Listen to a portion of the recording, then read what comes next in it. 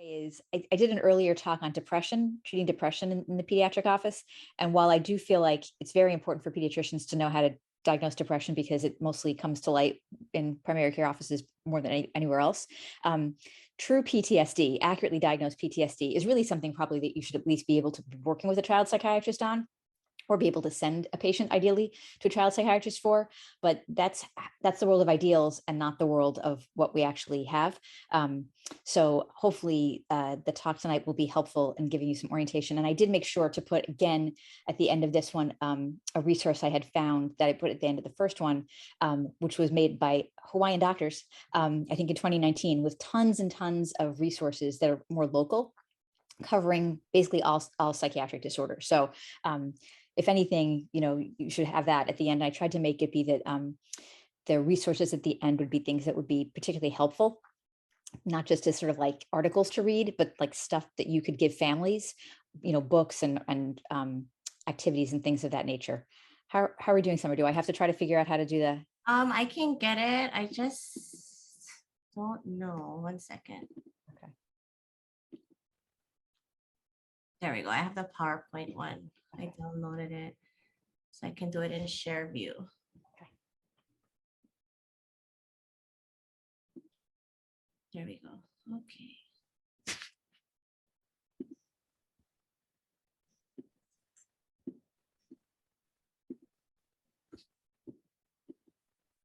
And Okay.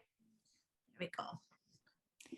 Okay. So here you go. And I had originally had an earlier version of this that I made when I worked at a community mental health center, where actually it was a sort of trauma focused center. So I had done a version of this several years ago. So I updated it, but the little koi is swimming along.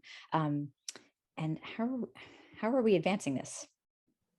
You just can let me know when you want the next Okay. slide. Okay. So I did want to make sure that I gave credit to Dr. Jill Welty, who's a colleague of mine, who's actually former social worker and is now a child psychiatrist. And she is embedded in a large pediatric office. And so, sort of like an integrated behavioral care kind of situation.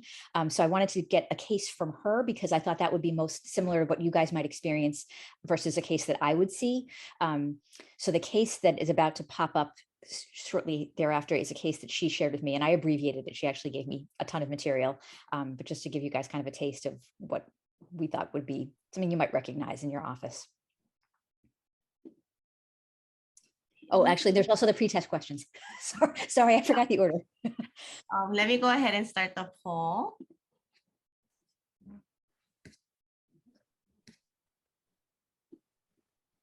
Oops, sorry. The wrong date on there. Okay, let's launch it.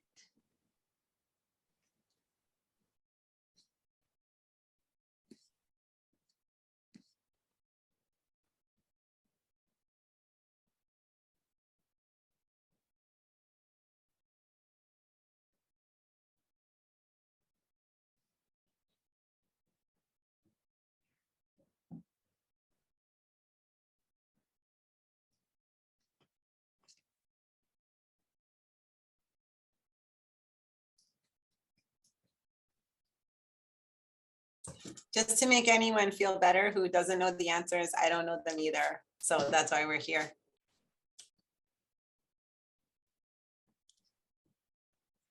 And I did design the PowerPoint so that the answer should be revealed over the course of the next hour.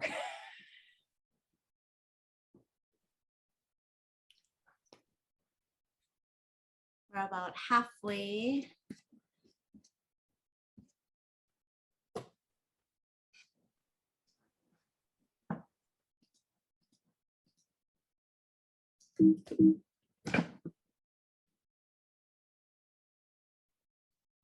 And while we're finishing up the poll, I'll just welcome everybody who joined in the last couple of minutes and remind you, feel free to drop questions and comments in the chat. I see a wide variety of people here, including several PCPs, several non-physician colleagues, and one of our child abuse specialists as well. So welcome everyone. Okay, maybe about 10 more seconds. We've got almost everyone's answers in.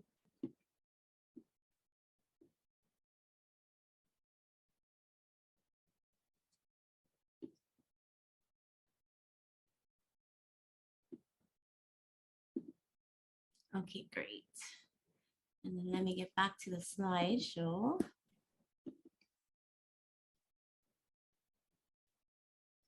Did I miss a slide? No. Okay. So the case was of a 15-year-old young lady with no previous psychiatric diagnoses who did have a history of hypothyroidism, presenting stable on low-dose levothyroxine. Came in to see her pediatrician for concerns about depression, but then also lying and a parental request for sexually transmitted disease testing and consideration for birth control. So I'm sure something that you guys see frequently, like 9 million things that you're supposed to cover in one short office visit. She had some depressed mood, but there were no suicidal or homicidal ideation or self-injurious behavior, although she had had a decline in her academic function. It was revealed that she had recently moved with her siblings to live with her father after having lived with her mother out of state. The mother had a history of significant bipolar disorder and substance abuse. I says use, but substance use. I think we can go next. Okay, so that's just to sort of give you guys a case, but if you have other cases that you would want to bring up at the end, that was just a case to have an illustrative case of something you might see in the office. That would probably be more common. So we're going to talk about the epidemiology, clinical presentation, assessment, and treatment of pediatric PTSD, talk a bit about common comorbidities, talk a little bit about the difference between complex trauma and acute stress disorder, because these things often get sort of lumped together, especially I think the lay press has really cottoned on to PTSD and uses it sort of indiscriminately. And then also, probably most importantly, try to put together some good references and resources for you guys.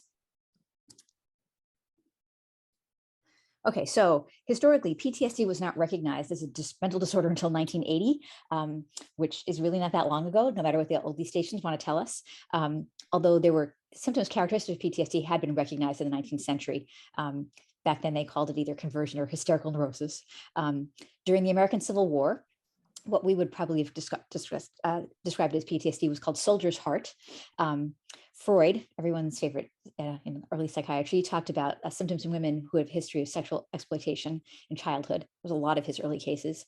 World War I, I think, was sort of a big game changer for many things in the world, but there's a lot more talk about shell shock, which they originally thought all had to do with neurologic damage secondary to exploding ammunition shells, which is not a bad idea, and probably there were a lot of people who had traumatic brain injury as well. But they, the symptoms were seen to be caused by psychological rather than physiological trauma. Then it was renamed combat neurosis. But if you've done any reading about history or novels set in that time, there's often a number of soldiers really having a difficult time with shell shock, whether or not they'd be pinned back to the front. During World War II, the symptoms went back to being called traumatic neurosis, and it was thought to be caused by the war, but they also talked about seeing it in children who were exposed to trauma. So all the kids who were in the Blitz, who weren't sent. I guess there were kids who were also sent to the countryside in England, probably also some that had PTSD, but they didn't look at those kids. They were looking at the more sort of dramatic, in your face kind of trauma. And there's I think there's at least one more slide on history. So after World War II, Vietnam veterans also seem to have consistent symptoms with PTSD. In the 1960s, grassroots feminist groups started opening rape crisis centers in recognition of many women who experienced rape trauma syndrome as a result of childhood sexual abuse, rape, domestic violence. But it wasn't until 1987 that the DSM, which is our big psychiatric diagnostic manual, first recognized that children and adolescents could manifest trauma symptoms that were different from adults. So this is sort of true for the DSM as a whole, is that pretty much all disorders are first conceptualized in terms of how they, or most of them, in terms of how they appear in adults. And then over time, pediatricians and child psychiatrists and people who work with kids end up usually pointing out like, nope, that's not how it works in kids. They still have problems, but they manifest differently. I think we can go on to the next slide.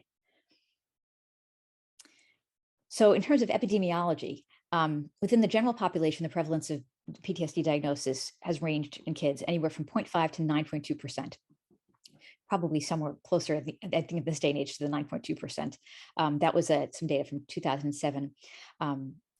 There's also some data that talked about 3.7% of male and 6.3% of female adolescents meeting full criteria for PTSD. I kind of poked around. I tried to see if I can find any other data that was more recent, but a lot of this I sourced from the American Academy of Child and Adolescent Psychiatry practice parameter on PTSD, and that was last updated in 2010.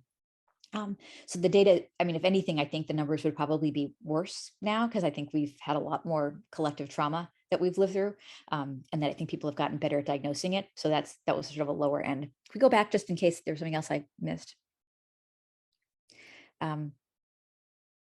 Okay, well, in any case, lower levels of PTSD symptoms are usually related to parental support, lower levels of parental PTSD, and resolution of parental trauma-related symptoms. So basically, if your parents are coping better, oh, see, there we go. Sorry.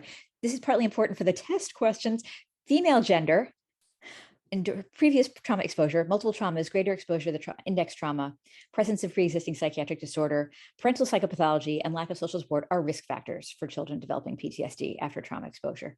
I think, honestly, most of those seem not surprising to people. It's important to know the male-female split, but a lot of the other ones, I think, if you would have been asked, you'd have said it seems sort of common sense.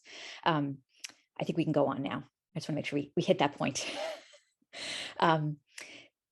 There's no higher risk age groups across studies to date. That may change if we do better studies, but for now, it's sort of not like that you're at high risk depending on your age. PTSD occurs across cultural and ethnic groups, although there may be different sense of manifestations depending on cultural factors, which is something always to be aware of, and you have to be aware of your local culture, like what that might look like. 3 factors that have been consistently found to mediate development of pediatric PTSD: severity of the trauma exposure, the parental trauma related distress, and the timeline, how close you are in time to the trauma. So sort of those, sort of really, we can't mediate that much about what actually happened and how far out like time is going to go on, but it's important for us to all recognize that parental trauma related distress piece, because that's something where everyone on the treatment team, but especially pediatricians, can have a big impact because of the relationship that you have with parents. In the context of disasters, so sort of like natural disaster kind of stuff, as opposed to like an assault, increased TV viewing of disaster-related events, delayed evacuation, extreme panic symptoms, or having felt that oneself or one's family was in danger have each been found to be independently and significantly associated with developing PTSD symptoms in children. I wanted to include that because I feel like with climate change, we are seeing these more extreme, like weather-related events more of the time. And so that was more like natural disasters. I feel like, once upon a time, there'd be a natural disaster every 20 years or something. In Rhode Island, people still talk about the blizzard of, 71, where kids got stuck and, nope, the whole state was shut down.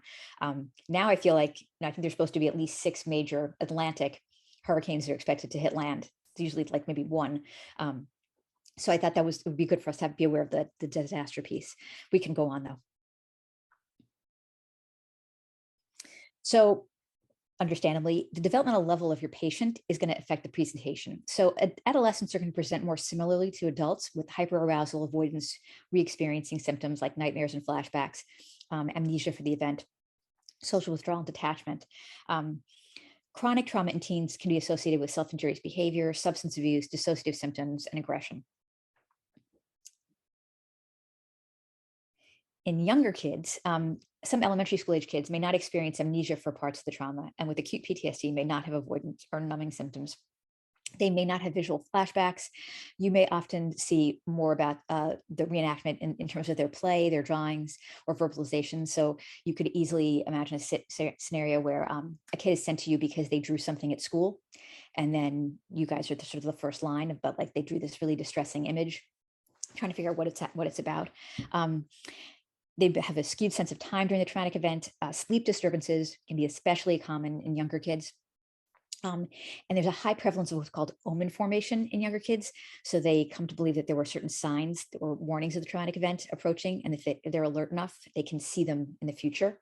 That sort of probably adheres more to the idea that they still have more magical thinking about how the world works, because that's where they are brain-wise. And so it makes sense that they would try to process the trauma in that way. But that can be difficult for families, especially because those omens will probably not make any sense to them, and may also significantly inhibit a family's ability to go out places or to interact in the world. You can go on to the next slide. In littles, you're going to see more sort of classic, what looks like other kinds of anxiety: separation anxiety, stranger anxiety, fears of monsters or animals. There may be avoidance of situations that may or may not have an obvious link to the original trauma.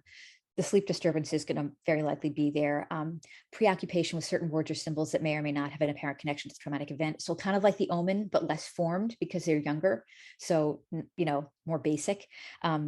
Because they have emerging abstract cognitive and verbal abilities, the criteria have to be more behaviorally anchored in a younger child, which is what led to more recent changes in the actual diagnosis of PTSD. The diagnostic criteria had to change because you couldn't actually apply a lot of the more cognitive stuff to the younger kids. Their brains just haven't developed to do those things yet, but that doesn't mean they don't have PTSD. So the major change was to require only one symptom in either avoidance symptoms or negative alterations in cognition's mood instead of the original 3. So that's a big difference. Having to hit 3 is a lot. One is, is now enough to help you hit criteria. We can go on. Thank you, Summer. So here, the next few slides are all the criteria. So I apologize. I hate to sort of feel like I'm reading from slides. I'm just sort of go these more in general because I don't think I made any of the test questions be specifically about this, but I thought you could have these to refer to. So you need one from group A, which is you were exposed to trauma, okay? Direct exposure, or you witnessed it, or you had a connection through a close friend or relative, or indirect, that would be more like first responders. So that might be someone, that one's probably not going to play. I guess if you had like a teenager who was like doing EMT training, you could see something more like that. Probably not in a young child. Criterion B is more about intrusion. You'll need one of those. So upsetting memories, nightmares, flashbacks, emotional distress after exposure to reminders, physical reactivity after exposure to reminders. We can go on. This goes through criteria like G or something. It's endless. C, avoidance. I only need one. So, avoidance of stimuli in various ways, thoughts, feelings, reminders. D is about negative alterations in cognitions and mood. So 2 required, but in younger kids, you only need 1. So negative thoughts or feelings. Criteria E is about, well, that's okay. Going back forward. You guys can read this stuff. So arousal and reactivity. So hypervigilance, startle, difficulty with concentration, sleep, all that kind of sleep, wake, attention stuff. So that's your criteria E. Then F is about timeline. Symptoms last for more than a month. Okay. So people talk about PTSD right after an event. That's not PTSD because it's right after the event. PTSD has to have at least a month go by. That's why it's post. Okay. It has to be, there's always, every single diagnosis has this functional impairment criteria. It's just how many letters did they have to get to it. I think for OCD, you only have 3 criteria. So it's like criteria 4 is functional impairment. Basically, if you're not impaired, it's not a diagnosis. And then there's always the exclusion. So you can't be having this because of another illness, substance use, intoxication, medication effect, that kind of thing. And I think I did talk, there's a slide in here later about other stuff that can sort of look like it's mimicking PTSD. So we can go on. There are 2 subtypes. There's this sort of dissociative specification with either you can have depersonalization or derealization. So depersonalization is when you don't feel like you're real, and derealization is when you feel like everything around you isn't real. And you can have both. You can fluctuate between the 2 of those. And then there's also a delayed specification. So that's more about timeline, about if the diagnostic criteria aren't met until at least 6 months after the trauma, although the symptoms might have sort of started right away, but it took you up to 6 months to really hit all of them. So that's sort of like subclinical zone. I don't really feel like, as primary care providers, you are responsible for coming up with the subtype. So this is just more for your, enjoyment, I guess, edification. Next. So for the workup, it's really mostly based on a direct clinical interview with the child and the parents. You want to talk directly about what happened and about the symptomatology in detail. There's no single instrument to be used as a gold standard for making the diagnosis. Like most of psychiatry, there's not usually a gold standard, or for monitoring its symptoms course. But there are several scales you can use, but there's not one that's the best. You need to directly ask the child about the PTSD symptoms as they relate to the stressor, depending on the situation.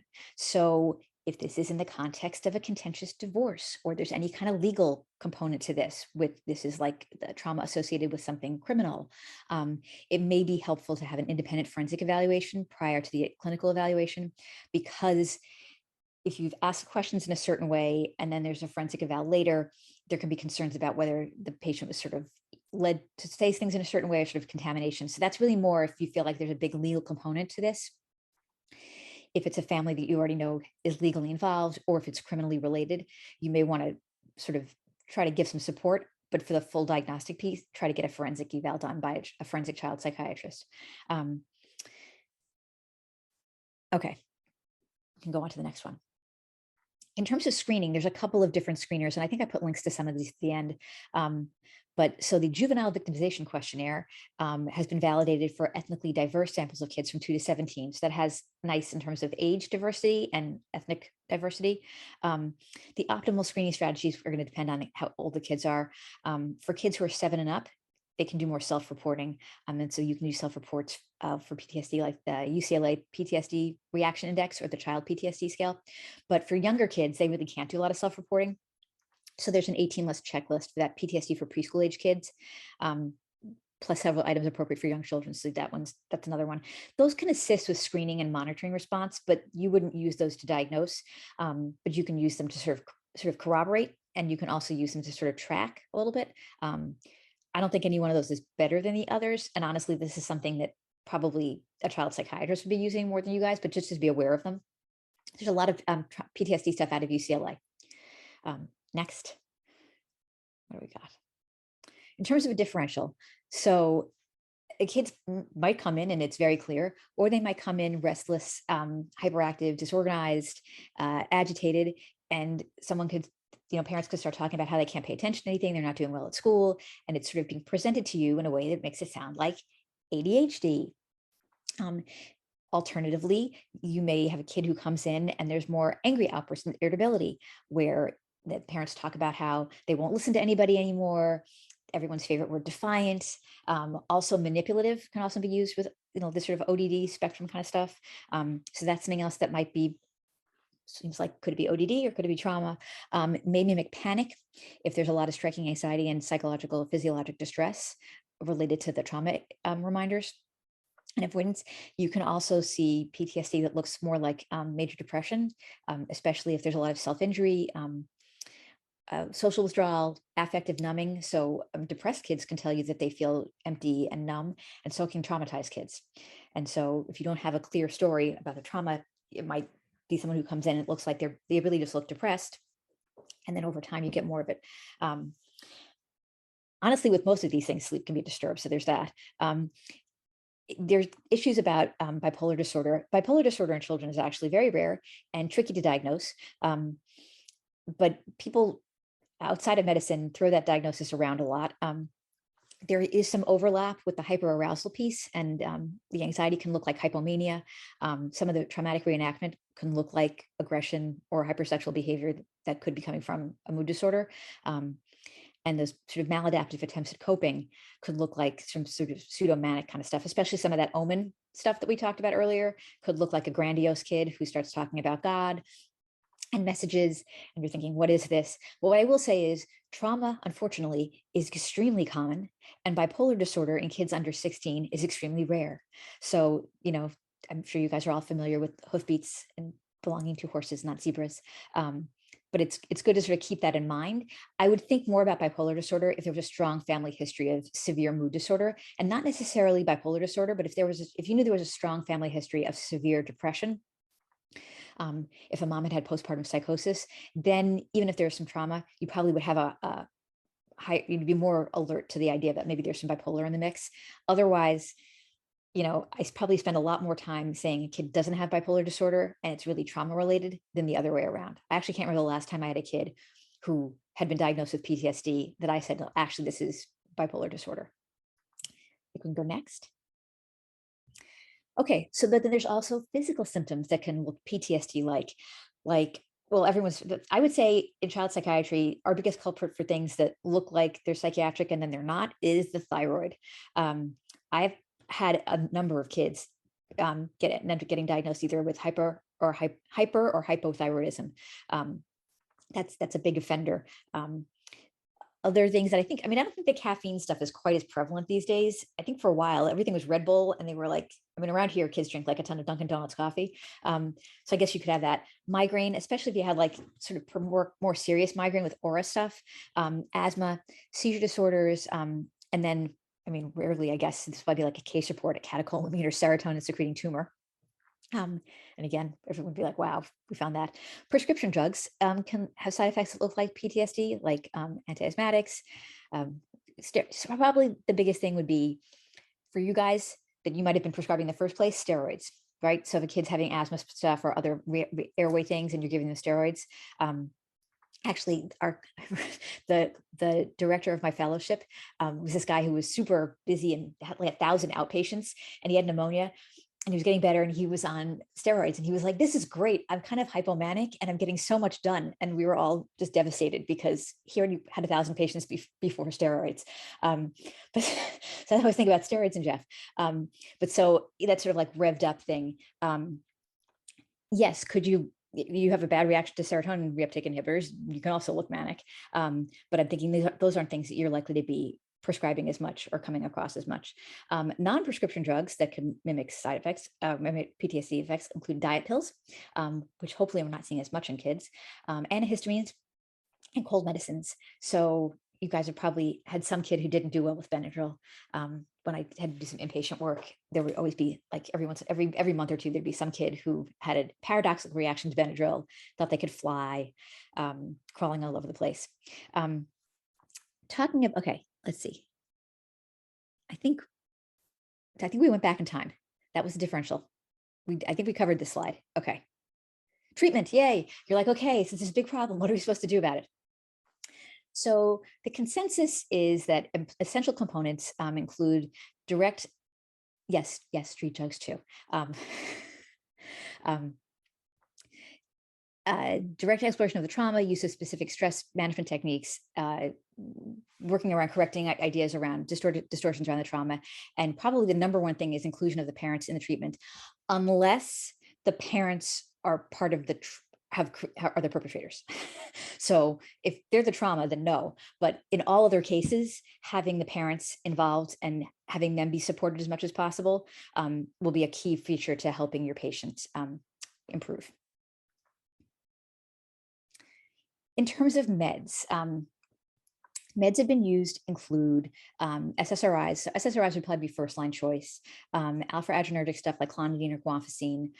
Some people have used carbamazepine, and you can use imipramine for panic. There's no evidence for using benzos or propranolol with kids. Okay, so the big part's probably the benzos. So I don't know that you guys would be thinking about using benzos, but if a parent comes in and says, can't we just give them some Ativan or some Xanax or whatever the benzo is of choice in your neighborhood, or that someone told them, oh, you should just give them this, it's a big no-no. It's not going to help, and it could make things worse. It could be disinhibiting. Children who have comorbid major depressive disorder, generalized anxiety, OCD, and other disorders known to respond to SSRIs may benefit from addition of SSRI earlier in treatment. So we're going to probably get this, but you're probably going to not start. You almost never start with meds for PTSD, but you would think about it sooner if it was a kid who already had pre-existing depression or OCD, because it's likely that that trauma is going to make those worse anyway. There's not enough data to support the use of SSRIs alone for the treatment of childhood PTSD. Increased adrenergic tone and responsiveness in kids has been shown in kids with PTSD. So both alpha and beta adrenergic blocking agents have been used with some success. I tend to use more guanfacine than clonidine because clonidine can be so sedating. However, if you have a kid who's basically vibrating with alertness, then you might go to clonidine first. They both have extended release versions, and they're all, I think even cap phase, they're all generic now. For a while, extended release guanfacine was only brand, but now it's generic. Generally pretty well tolerated. They're not addictive. They're not a controlled substance. So those can be nice to use to kind of help level things out. They don't have a black box warning. So if you're thinking about, SSRIs are still first line choice, but I think there is some leeway. If you felt like you really needed to do something for a kid, I would probably think about guanfacine because it is so well tolerated. You just have to check their blood pressure and make sure they don't abruptly come off of a high dose. We can go next. Psychotherapy, though, that's kind of where it's at, which is good because I'm a big proponent of psychotherapy as much as I prescribe meds. So trauma-focused CBT, which involves a direct discussion of the trauma, desensitization and relaxation techniques, cognitive reframing, and contingency reinforcement programs. That's probably has the most data to support its use. To be fair, CBT is probably the easiest form of psychotherapy to collect data on. It's the most easily manualized. And, so it's sort of like, well, is there more data for it just because it's easier to study? Good news is it seems to be pretty effective. You can, depending on what's around in your area, there may be some school-based grief trauma-focused psychotherapy. Muscle relaxation techniques can be helpful, especially with kids who are presenting with a lot of physical symptoms. So that stress management, progressive muscle relaxation, positive imagery, deep breathing, and thought stopping. You want to do those stress management techniques before you'd be getting involved in discussing the trauma. And I'm telling you guys this, not because I'm imagining that you're doing most or any of this therapy, but so that you have kind of a framework if the kid is seeing a therapist separate from you, or that you have something that you can sort of talk about with them. I think all competent pediatricians could probably talk about progressive muscle relaxation and deep breathing. Thought stopping is as simple as telling a kid to imagine a stop sign. When I was in training, we actually would sit down with kids and make stop signs. Most kids know what a stop sign is. So you could have a stop sign on an index card in your pocket. So if you wanted to do something brief in an office appointment, it might not fit into a 15-minute session, but if you had a slightly longer one, you probably could do a little bit along those lines. And there are some decent apps that are breathing apps, like the Calm app has a breathing component that sort of times the breathing. So if you want to be able to give a child and a family something in a session that you were having, you could at least have them leave with that. Family therapy is often pretty important because of everything we talked about in terms of parents needing to be able to give the child support, but then be okay sort of in and of themselves. And then, group therapy can be very helpful. Some kids really need to see that they're not alone with the trauma that they've experienced, or that there's other kinds of trauma, that what they had, they don't have what somebody else has. Some kids just do better in group than an individual because they don't feel like they're put on the spot in the same way. There's sort of safety in numbers. Other kids really don't like group. So it's not like group is essential for this, but for some kids, it's a more helpful modality. I can go next. Okay, so trauma-focused CBT is the most widely used and best researched manual-based CBT protocol for PTSD. And I think I put a link into this for you guys at the end. So if you want to look into it more, you certainly can. There's some free stuff out there. There's a good amount of free trauma-focused CBT materials out there. So if you wanted to explore that some more and feel like you felt a little bit more comfortable talking about it or even trying some of it, it uses the practice acronym, which I have to say, when I had to type this all out, I was like, this is the longest acronym in the world. So psychoeducation, parenting skills, relaxation, affective modulation skills, cognitive coping and processing, trauma narrative, in vivo mastery of trauma reminders, conjoint child-family sessions, enhancing future safety and development. Typically, it would be delivered to children and their non-perpetrator parents. So again, if this is a situation, which is a complex custody battle where there's allegations of abuse, you're not going to be doing, you're definitely not doing any of the trauma-focused CBT, but no one's doing it with that parent. There are adaptations for Hispanic youth and Native American families. There's also specific adaptations for trauma-focused CBT for childhood traumatic grief, which unfortunately, I think, with the degree of gun violence and a global pandemic is a whole emerging area, sort of separate from, I guess, what we would have considered more sort of classic childhood PTSD, like you were in a car accident or a house fire or natural disaster. So there's a special subset for that part that can be helpful. Go on. Other interventions. So psychological first aid, psychological debriefing. There was one randomized controlled study that demonstrated providing an early mental health intervention was neither better nor worse than a control group. I feel like the psychological debriefing thing comes up on child psych boards and recertification exams. Like there's always this question about the debriefing. I guess because on paper, you would think it would be a good idea. Like it sort of sounds like it should work, but actually it's not that helpful. So you didn't miss anything. You didn't do it. You're not making it better. And honestly, it can sometimes make things worse if it's not done well. Then it's sort of like re-traumatizing. There are therapeutic activity books. I think I put some links. I might have put some links to some of those. Parental psychoeducation is huge, and I did try to include some stuff specifically for parents. Specific books written by child psychiatrists who are trauma specialists, so that if you have someone in your office that you can say, I can definitely give you this book. This is, something that you can read the whole book. And there'd be other resources based on that, but to be able to have that transaction of the parent getting something from you right away, I think is important. You may or may not have heard of EMDR, which is eye movement desensitization and reprocessing, which can be effective in adult PTSD, but most randomized controlled trials for child EMDR have had serious methodological shortcomings. The basic idea of EMDR is that while you are either talking about or reimagining the trauma, you're moving your eyes in a certain way so that basically you're rewriting the patterns in your brain. For some people, it's very helpful. Other people, not so much. It doesn't have a lot of risk factors to it. There's no side effects. There's no drug interactions.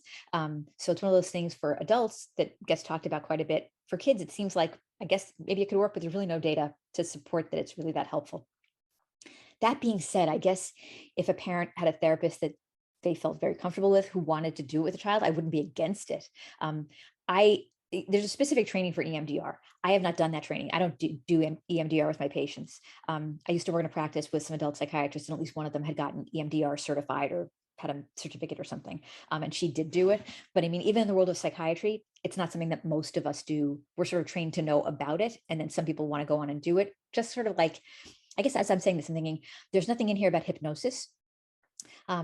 I had like one, afternoon class about how to do hypnosis in psychiatry residency. And there's a few, in Rhode Island, there's like one or two psychiatrists who do hypnosis. And then hypnosis is sort of like this other thing. So EMDR is a little bit like that. There's some value to it, but most people haven't done the training for it. But if it comes up, then you could at least be aware of it. Families bring it up, what the pros and cons are. Daisy, can I ask a quick question? Has anyone looked at biofeedback for some of those physical symptoms of PTSD, the hyperarousal and things like that? Because it's been very successful with like headaches and functional abdominal pain and stuff like that. I'm just curious. It's a really good question. I don't know if anyone's looked at it specifically for PTSD. Mhm. Personally, I've also seen kids do really well with it for the more that somatic functional stuff. So especially if a kid was presenting with a lot of sort of somatic symptoms of PTSD, as long as you could get the insurance to pay for it, I'd be like, let's give it a try, because it does, as long as it's not keeping you from doing something else, then you can only really gain from it. I think the bigger problem with biofeedback is it's often a fairly long time commitment. And if you can't get it covered by insurance, it's kind of pricey. And I feel like when I've had parents do it, if they have to pay for it out of pocket or they're paying for it largely out of pocket, they're often convinced it worked wonders. But then when you spend that much time and money on things, you're often convinced that you see positive improvement from it. And sometimes, like as a child psychiatrist, sometimes if kids are doing that, depending on who's doing it, they'll be a bit rigid about like, don't start any meds or make any med changes while we're doing this. So that can be a little bit of tension if you feel like, but they really need to have like, now I'm really worried about this. I really think we need some guanfacine, or we really need some sertraline or something. Then it can be a problem. But if it's not those situations, I think it's certainly worth trying. I mean, that would be something that would be interesting to look up. Honestly, if no one's done that study, that would be an interesting study to do. It would just be a matter of who could you get to pay for it, because it's sort of like, it's not proprietary. So there's no drug company who wants to do that study. So you'd probably have to get like an academic or like a government grant to do it. But I mean, hey, spread the word for your Hawaii child psychiatrist. It's kind of a theoretical, honestly, for us, because we have such limited access that I don't think there's anyone who does biofeedback, to my knowledge. I don't know if anyone else in the call knows, but I'm not aware of anyone who does biofeedback. It's sort of in a detailed or focus. I mean, there's like little bits and pieces here and there, but mostly we have a specialty med psych day program in Rhode Island, and that people come from all over the region to go to. And as part of that, they have a biofeedback component. So when I was in training, when I had a rotation there, and I work with the psychologist, sitting in on some sessions. So it's around here, it is accessible, but I haven't heard of anyone using it for PTSD or trauma related stuff. But like I said, it would be interesting to explore. Thank you. Again, hard to get a hold of though, a lot of places. What else is next? It's like I made this. Okay, so comorbidities, which we sort of talked about, depression, and then dysthymia, which is like not depression light, but sort of like Eeyore. Okay, so depression is like these bigger episodes of like really bad, and in between it goes away. And dysthymia is more like you're just constantly Eeyore, nothing feels good, but it doesn't get as extreme. All sorts of anxiety disorders can look like PTSD, because PTSD is also sort of sorts with the anxiety disorders. So generalized anxiety, separation anxiety, agoraphobia. Substance abuse. So I mostly conceptualize substance abuse as people trying to feel better however they can. And I guess it's mostly that, and then there's a small subset of novelty seekers. So mostly people trying to feel better however they can, and then the novelty seekers. But in either case, it's very easy to get quickly swept up into substance use, especially for adolescents. Impulse control is not quite there yet anyway. ADHD, which despite being diagnosed a lot is still probably underdiagnosed. ODD, which honestly, I think of as mostly a diagnosis of exclusion. I think kids are more quickly diagnosed with ODD when they actually usually have other diagnoses. So I usually try to make sure everything else is accounted for before I say ODD, unless I really want to try to get them parent-based therapy. And the insurance company will only cover it if the ODD diagnosis is there. Conduct disorder is sort of more, I guess, definable because it's bigger. The behavior is worse, and the things that happen are bigger and are more significant. Whereas ODD, when I was in training, was described as a kid who will argue with a fence post. So arguing kids is not necessarily diagnostic, but conduct disorder, which is usually more like criminal kind of stuff, that's sort of verifiable. Borderline personality disorder, especially in sexually abused adolescents. I'm also extremely cautious about making any personality disorder diagnosis in children and youth. Honestly, the one that's most often diagnosed, though, is borderline. So no one's really making a lot of like schizotypal diagnoses in younger people. It's mostly borderline personality disorder. Sadly, even within the world of psychiatry, borderline personality disorder has a stigma.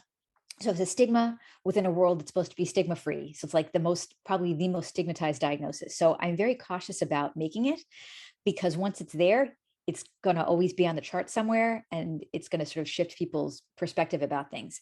That being said, there probably are some kids who really do, especially older adolescents, who clearly do sort of map to that sort of constellation of symptoms. The good news is that you can use dialectical behavior therapy, which is also called DBT, which is probably the most commonly used therapy for borderline personality disorder, without officially having the diagnosis. And it can be a very helpful type of therapy to use. Honestly, I think there's a lot of helpful strategies in DBT for everybody. So sometimes I will just talk, like the agency I work at, we have a DBT program where we have a DBT group for kids, and there's a parent group, and there are individual therapists who do DBT. And they don't have to have a borderline personality disorder diagnosis to be in that program. They can have lots of different disorders, but still benefit from that. Next, of course, coming towards the end. Oh, so okay, so this is like a pet peeve of mine: acute stress disorder versus PTSD. If you have the PTSD symptoms, but it's been within 1 month after exposure, but it hasn't lasted beyond 1 month, then it's acute stress disorder and not PTSD. So acute versus post, you got 1 month, 30 days. This is mostly probably something that psychiatrists care about, or I don't know, like insurance billers or something, because in the world of the lay press, the lay world, it's basically, there is no such thing as acute stress disorder. Like everything is called PTSD, like as soon as it happens, but technically it's acute stress disorder. If it's milder than full-blown PTSD in that earlier time frame, you'd probably use adjustment disorder. So adjustment disorder doesn't require nearly as much of all the other things. And you can have adjustment disorder with depressed mood, adjustment disorder with anxiety, adjustment disorder with disturbance of conduct. And then you can have combos of those. And then you can have adjustment disorder not otherwise specified.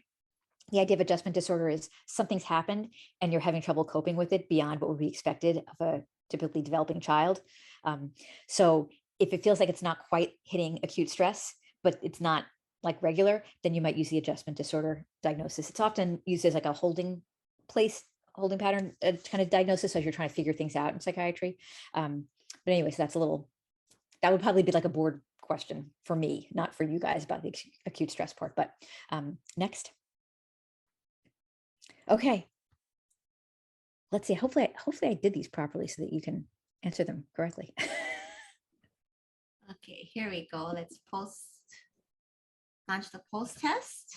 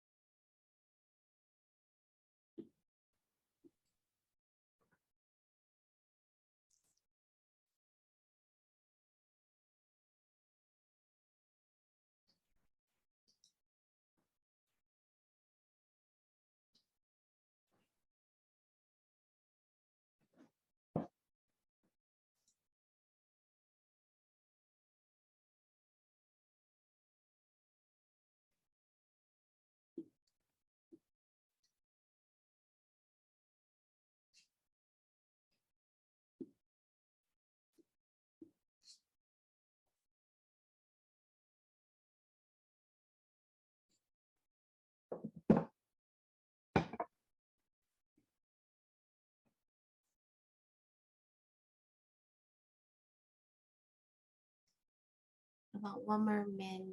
We're about halfway.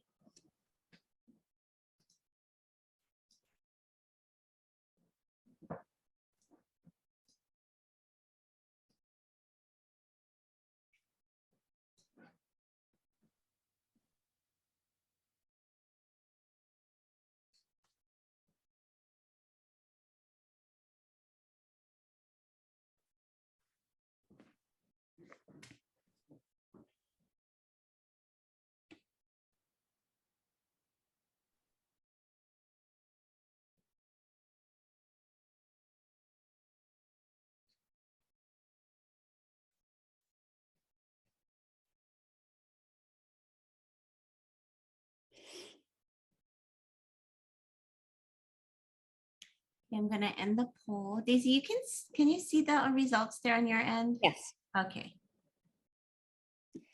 And I think I'm going to have to apologize to you guys because I don't think that I ended up including enough data for you to actually have an accurate answer for number one.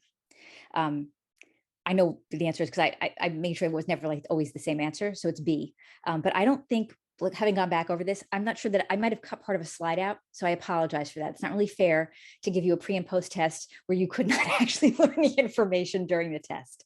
But part of our job as physicians is always to work on doing better in the future. So the other ones I think were in there. So I did want to go make sure, here's the part that I really wanted you guys to have. So the first link is for that practice parameter. And just so you know, there's a practice parameter on like pretty much everything, and you can access them. You don't have to be a member of ACAP, which is the American Academy of Child and Adolescent Psychiatry. So there's practice parameters on everything, not just disorders. Like there's practice parameters on like foster kids or like there's a whole bunch of stuff, but there is specifically one, and then it'll tell you what year it was last done. So basically a group of experts gets together and they put together this whole practice parameter. They go through all of like all basically epidemiology and like what's the workup and what's the treatment. It's really, really nice. And there's like a gajillion references. Okay, so then there's a link for trauma-focused CBT. I think there's a bunch of free stuff. Then I also included, there's some stuff about kids under 6. So there's the, some of these stuff is for families. So there's the Family Informed Trauma Treatment Center. And then also I had mentioned that there would be a book. So there's that, the book is They'll Never Be the Same by Michael Shiringa, who is a child psychiatrist. You don't have to buy it on Amazon. It is on Amazon, so you can look for it there. That was actually printed pretty recently, but that's a nice book. That's a book for families who have a child who's experienced trauma. So that, of all of this, I mean, probably the families want the stuff that's online.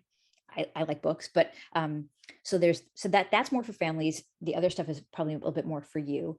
I think there's another page of references or resources. Is there a second slide? More, okay.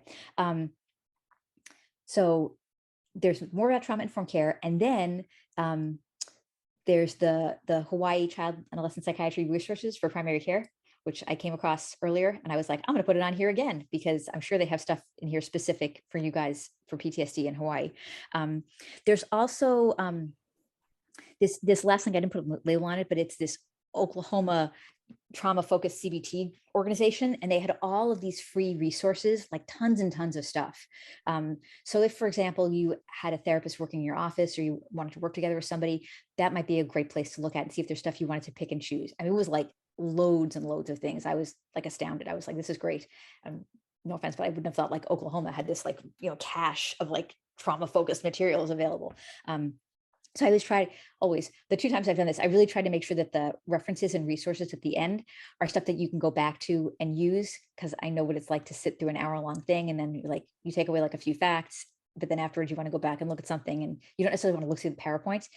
You actually want to solve problems in the office. And the problem is you have a traumatized kid in your office and you're sort of like, can you get them in to a therapist in 8 weeks or maybe longer? What are you going to do in the meantime? I don't like not having something to do in the meantime. So I wanted to give you some stuff that you could be able to say to the parents. Here's this website.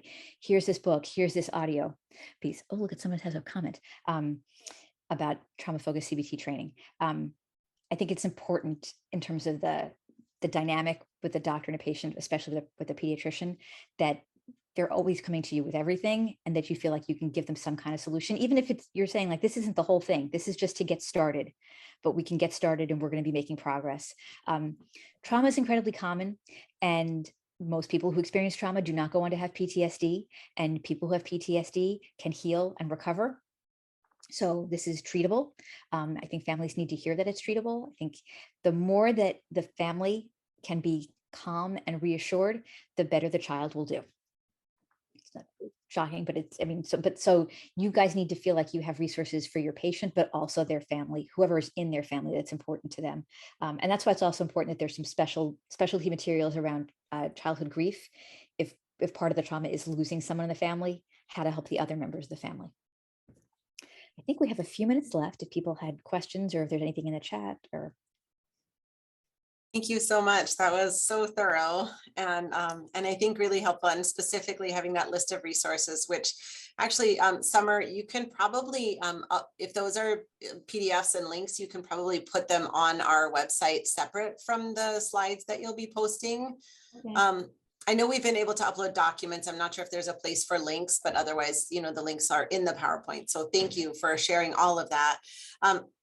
Noelle commented in the chat that we have had trauma-focused CBT trainers come and do training here.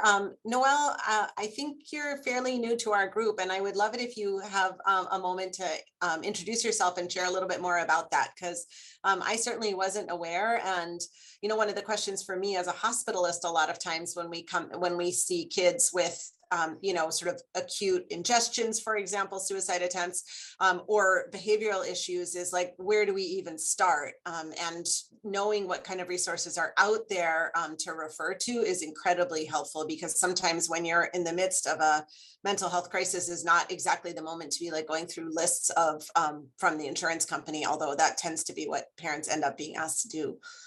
So Noelle, I don't know if you can share a little bit more about what you put in the chat. Yeah, hi, aloha. Hi.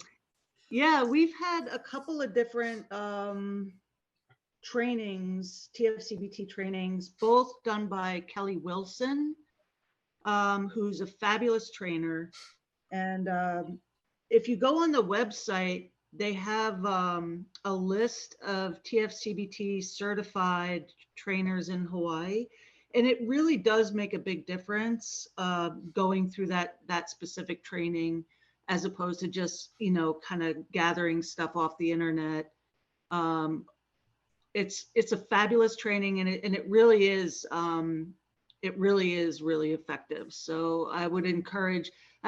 I know in the past, I'm trying to remember. I think it was CAMHD maybe that put on, they got a grant and they did a big learning, I think it was called a learning circle on Oahu.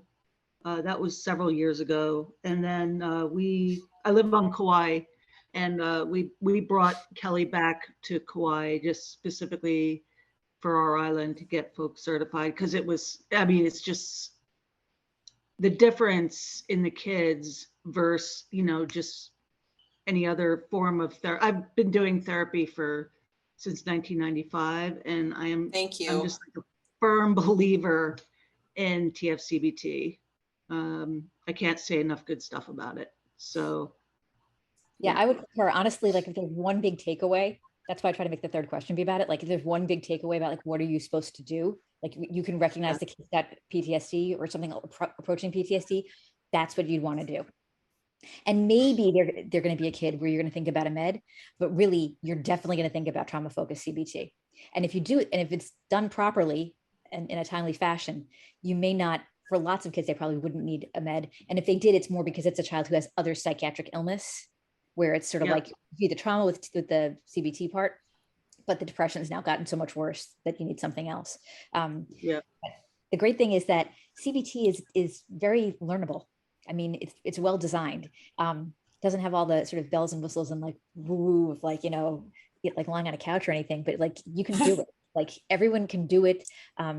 There are lots of manuals to use. They're reasonable, and you can see the kids get better. Yeah, I mean, kids actually get better. And I think a big part of it too, a big component is, you know, we all want to avoid. It's like a natural human response to want to avoid uncomfortable things. And that plays out in the therapy room as well, unless you're trained not to do it, unless you're trained to learn how to have these really uncomfortable conversations that later on become comfortable, you know. But I mean, it's like people have to learn to kind of overcome their own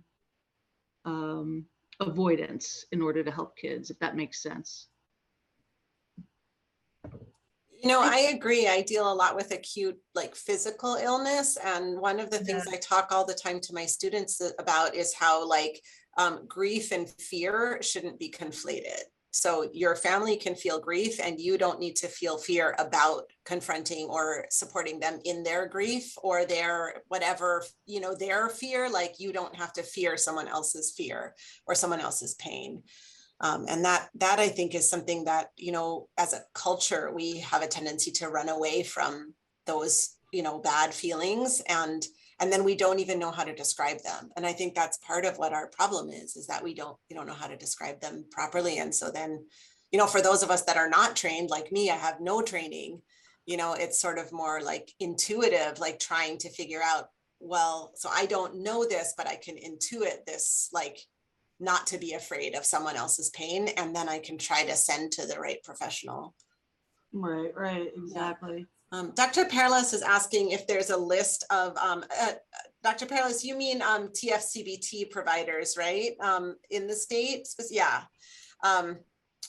If you go on the tfcbt.org website, you should be able to find certified TFC providers there. Are you aware of anybody on the Big Island at all, specifically that would work with kids? No. No, not off the top of my head. Right, because Maria, you're on the Big Island, right? Kona side, if I recall correctly. Yeah, that's what I thought. Yeah, I would just go on that website. Yeah, sorry. Don't mean to. Yeah, thank you. No, that's super helpful. I didn't even know there was such a website, so that's really helpful for everybody. Any last questions? We're at 1 o'clock. We can stick around for another minute or two if there's anything pressing. In the meantime, I will start by saying, or end by saying, thank you so much to Dr. Daisy Bassen, to Summer for your tech support, and to all of our participants. We're so happy to have you all here and to have this opportunity to learn and keep on improving the care that we provide. And, you know, we do have a terrible mental health care shortage in this state. So having this education, I think, is really an opportunity for all of us to try to expand capacity as much as possible from our separate professions. So thank you. Thank you for having me.